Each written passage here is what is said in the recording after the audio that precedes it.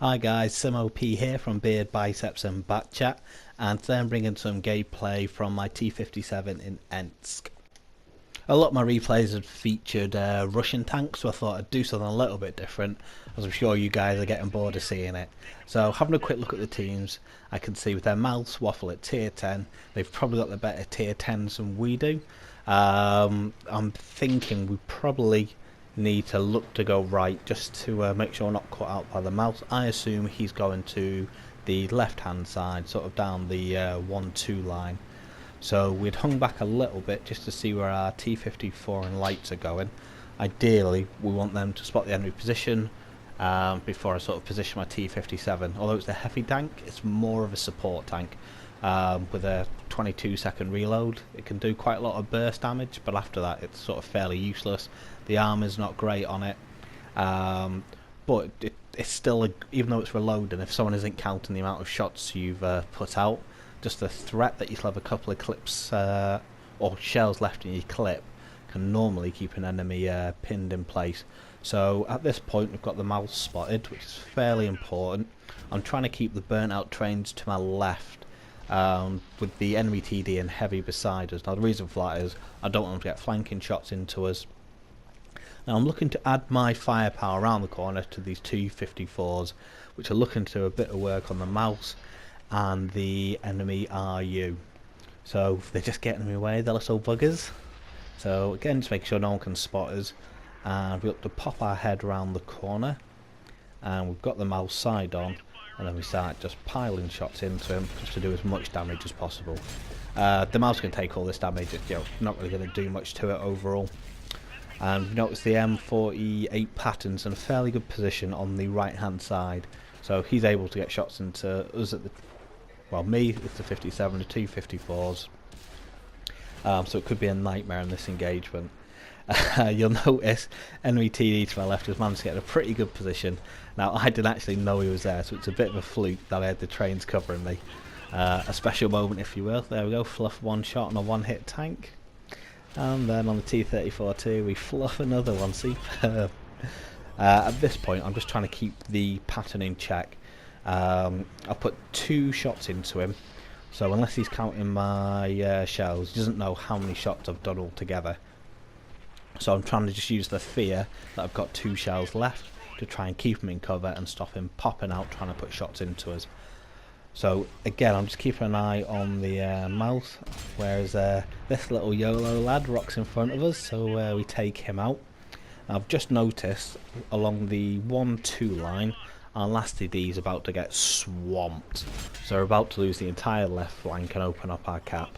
Obviously we've got a medium camping base. What game at tier 9, 10 isn't complete without one medium or heavy camping base? So I'll start turning around, make my way back to cap. I've always found it's far better to defend your cap rather than it is to push on their cap. So we notice this stranded chap here, this Tiger 2, and we'll do him a favour, we'll just take him out. There's no need to sort of aim at a weak spot, we'll just overpower his armour. We carry on pushing onto our cap. Now we've got a couple of tanks with us, 2 tanks, 46 seconds, no real great threat. This should just be a case of we push up, put the shots in, take the T71 down, help take out the AT15. Now what I've realised at this point is I have no idea where the waffle is. I've not seen him all game, so I'm a little concerned that I'm gonna get absolutely jumped by him. And of course he pops up on my right. He's not too much of a threat at the moment, he's still J1, so we've got time to take out this AT15. I'm reloading. Realistically, I should have been going around the back of him, not going around the front. In fact, this is a fairly large mistake. It's wasting my ammo and wasting my time. I'm not going to do much damage to him here, just wasted shots. Again, just going for the back, try and do something. There we go. That was lucky more than anything else. That was bad position on my part. I gave the waffle plenty of time to get in position. Now we fired 1 shot, 2 shots, so he's got 4 shots left in his clip, more than enough to take me out. So I'm just trying to keep this building between me and him. We're seeing if we can just shoot him through the windows. Now he's facing us at the minute. Now I notice he starts rotating towards one of the TDs on my team who's putting shots into him. So this is when I make my move, just to being a little bit cautious still when I ride. He's not facing me. There we go. Just go straight for the turret. That's the weak spot. Armor's really thin there. We managed to take him out and stop our TD being taken out. Now the problem we've got at the minute, we've got a Borsig and a Waffle, and their arty still left alive. So their Borsig's just taken out one of our mediums. Fairly competent player, so we're just trying to keep as much debris and terrain between us and the Borsig as possible.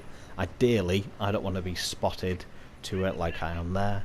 On the other hand, I don't want the Borsig to get in a position where I'll never be able to spot him, because the camera rating on the Borsig is insane. He'll be able to shoot me all day and I won't be able to see him. So we wait for 6 cents to wear off, push around the corner, spot the mouse, and then we spot the Borsig. So I think take the Borsig out first. He's got 10-second reload, he'll do the most damage. Then we start moving him the mouse, he's behind cover, and this is where we it looks like a YOLO, but it's a controlled YOLO. So he's reloading at the moment. I've got 3 shells left in my clip, so I'm just trying to push up as close as possible. Now you'll notice he's really well angled at this point.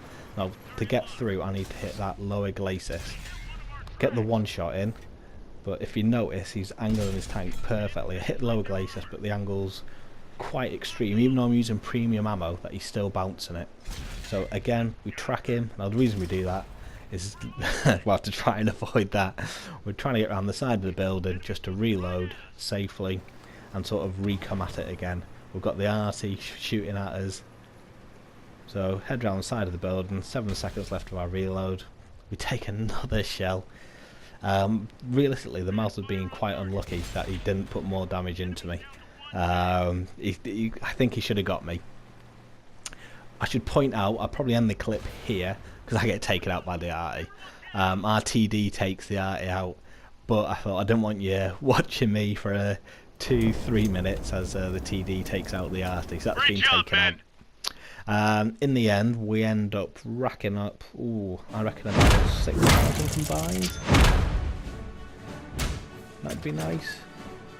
Just shy, well, almost 5,500 to get a top gun, get a first class, and we get a high caliber. Any comments or tips, let me know guys, and subscribe to like the content.